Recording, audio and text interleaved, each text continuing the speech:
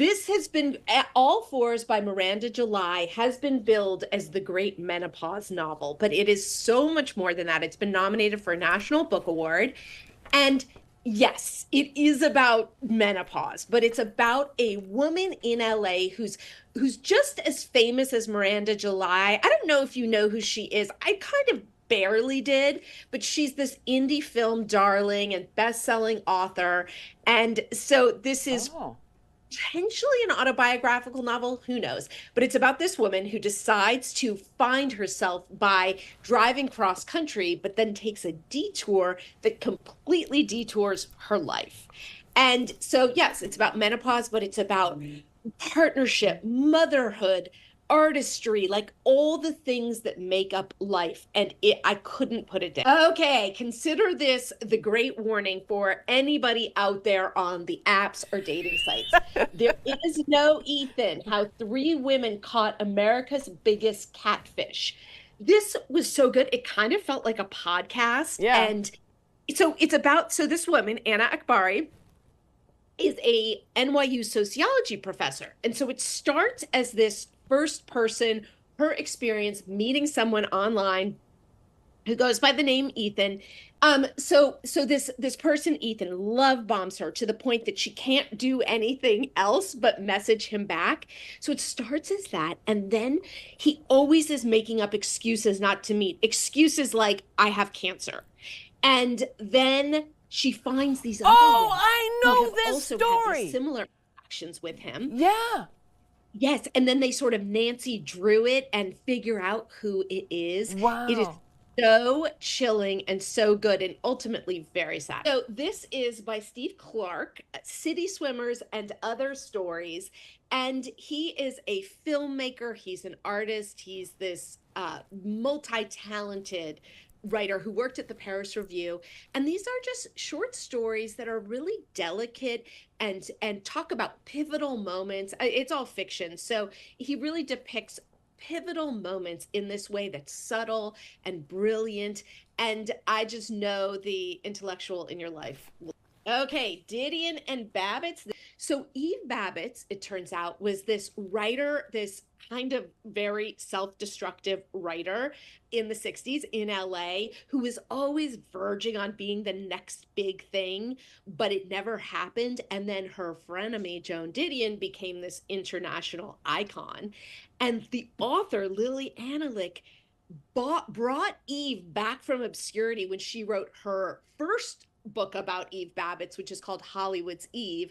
And this is about their relationship. And instead of sort of painting Joan Didion as this perfect, brilliant person, she comes across as loveless, as passionless, as cold, as calculating, as basically the opposite of Eve Babbitts, whose flame really burned too bright. So good. Really good, actually, is by Monica Heisey. I think that's how you pronounce it. She's a staff writer. She wrote on Schitt's Creek. Oh, really? Oh, wow. So it's hilarious. Yeah. So it's about this woman who finds herself divorced in her late 20s when all her friends are single. And really good, actually, is both the name of the book and kind of what she says when people ask how you're doing, even when she's completely falling apart. You know, that one you're like, no, I'm really good.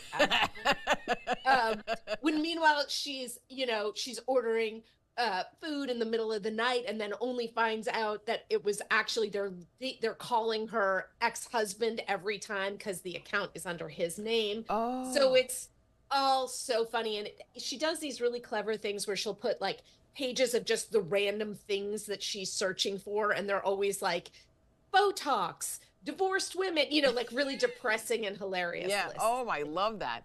Just Totally different genre. So it's called Fathers versus Sons, a correspondence in poems by Herbert Gold and Ari Gold with Ethan Gold. It's beautifully crafted. So Herbert Gold, I grew up in the Bay Area in the 1970s, and he was the coolest beatnik poet. And the thing is, so in the pandemic, he was in his 90s, and Ari, his son, started to worry that he was going to get lonely. So he thought, I'm going to write him a poem and I'm going to mail it snail mail. And then the dad started writing back, then Ethan got involved, and it's just this beautiful collection by Alexandra Tanner. Now, the first book I recommended, if you like that, you'll love this one too. Okay. It's hilarious. It's about these two sisters. One moves in with the other sort of indefinitely, but that's kind of there's kind of no plot, and you kind of don't care. It's just about these sisters who are, they're on Instagram, they're living freelance writing lives, they're going home to see their parents, they're having horrible visits, they're having horrible times. And so it's sort of existential angst, but also really, really hilarious. I love Pay it. attention and how to think deeply again. Now, Johan Hari, the author, is this Scottish journalist who's very well known for immersing himself in these topics. And this is his 2022 book, which is all about how smartphones and ADHD and none of us can pay attention anymore. Yeah. And like the other books, it's half sort of his experience and half research. So it starts where he's taking his godson to Graceland, and he gets there and he realizes nobody at Graceland is ever looking up from their devices. Right. So he says, I can't take this. I'm going to go away to Cape Cod for 3 months with no internet. And that's how the book starts. He does it too. Tough teas. We know we can say the first word.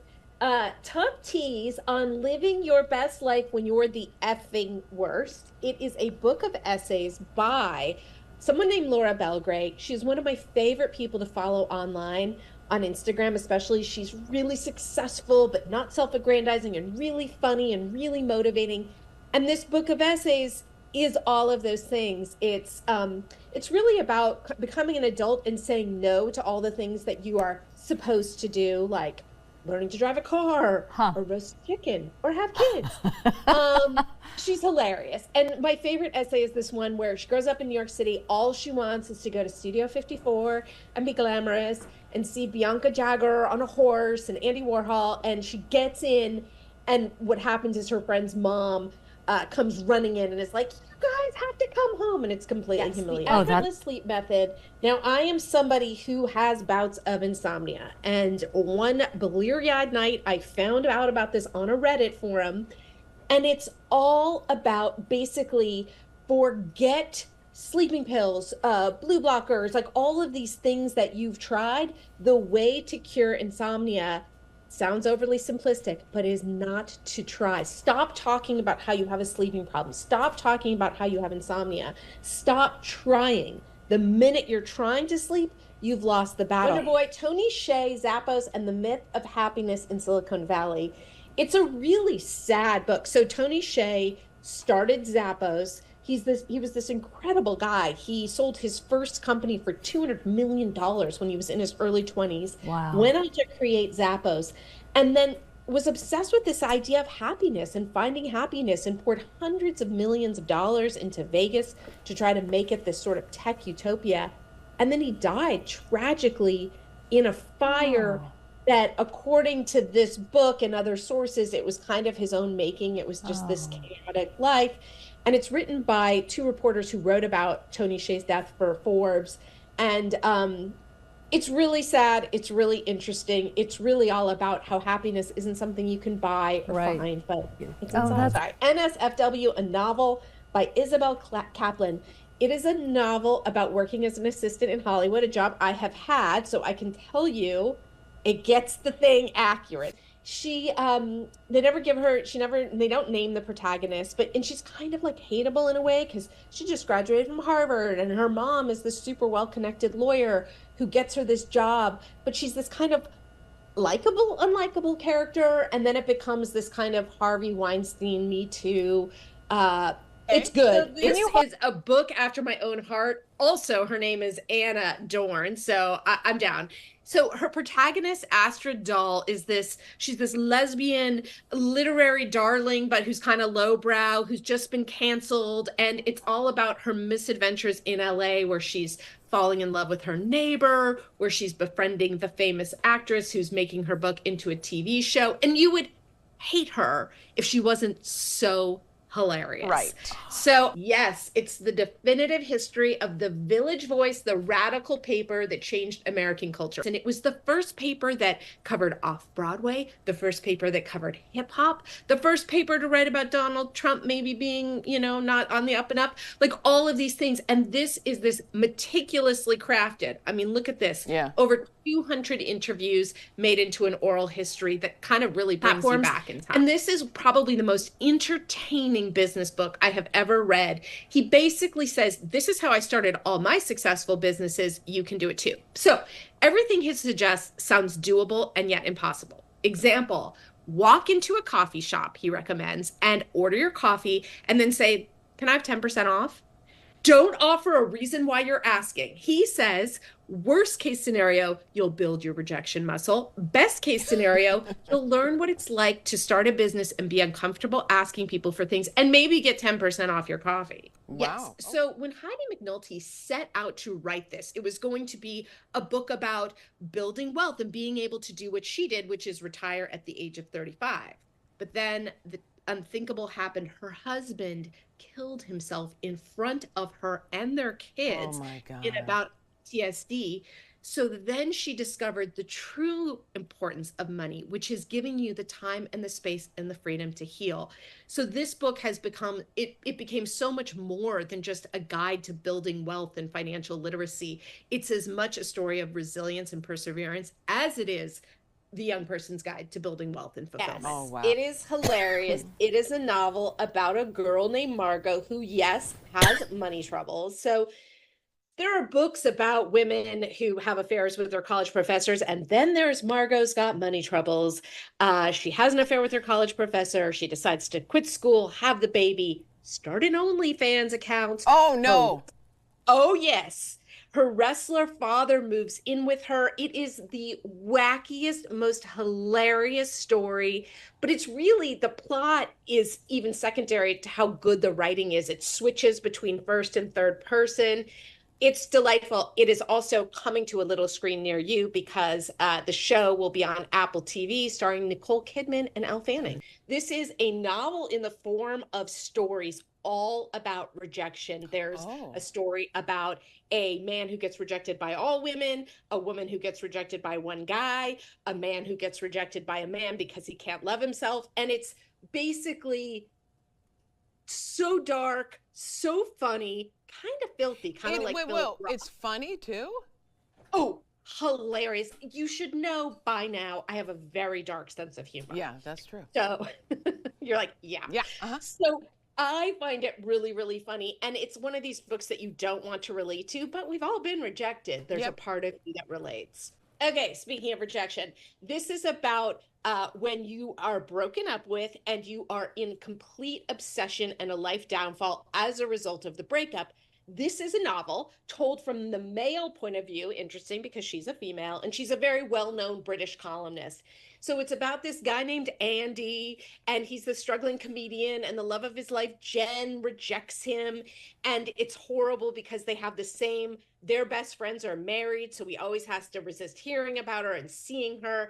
And then in the end, in the last few pages, we get Jen's perspective on the relationship, and we learn that he is neither as pathetic a human or as good a boyfriend as he led us to believe. And good material, by the way, refers to the fact that this breakup gives him good material for his one-man show. And did you see Baby Reindeer? I'm sorry, I couldn't hear you. What was that? Did you see the show Baby Reindeer this year? Oh my goodness. Oh, so my kind of show. Speaking of dark. Speaking of dark. So it's not nearly as dark, but it's kind of the same idea. He gets this idea, he makes a one-man show, it goes to Edinburgh. So shameless selection by a first-time mother of a one-year-old. Grace Ferris is a doctor, a Harvard lecturer, a professor, an illustrator who illustrates for the New York Times and the New Yorker, who also is a mom who created, drew the book All New Moms Need. Because I can tell you, in those first few scary days, weeks, months, you are looking for something funny. Yeah. And all the books about motherhood are so serious and boring. And how I wish I had found this earlier. It is hilarious, but also useful. Bedtime, the board game. Oh yeah, she's an illustrator and a writer. And there's like trip with baby checklist. So it's useful, but it's also hilarious. And consider this, you have found your go-to baby shower gift.